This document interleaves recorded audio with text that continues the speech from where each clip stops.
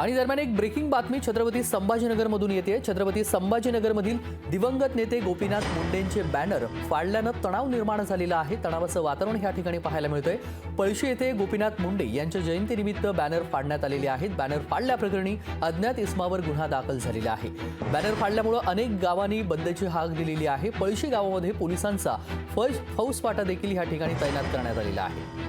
तर छत्रपती संभाजीनगरमधील दिवंगत नेते गोपीनाथ मुंडेंचे बॅनर फाडल्यानं तणावाचं वातावरण निर्माण झालेलं आहे। पळशी येथे गोपीनाथ मुंडे यांच्या जयंतीनिमित्त ही बॅनरबाजी करण्यात आलेली होती। मात्र हे बॅनर फाडल्याप्रकरणी या ठिकाणी तणावाचं वातावरण निर्माण झालंय।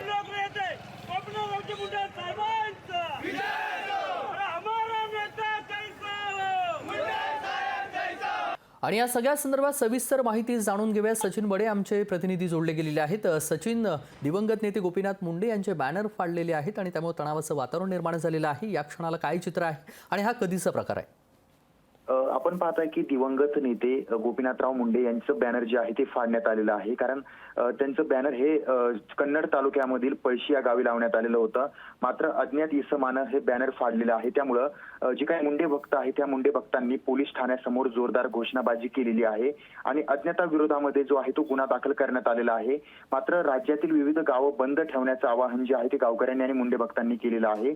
मात्र जयंतीनिमित्त लावलेलं बॅनर कोणी फाडलं हा प्रश्न अजूनही गुलदस्त्यात आहे। मात्र अशा प्रकारे बॅनर फाडून कुठेतरी जातीय तेढ निर्माण करणं हाच या अज्ञाताचा उद्देश असल्याचं जे आहे ते प्राथमिक स्वरूपात बोललं जातंय।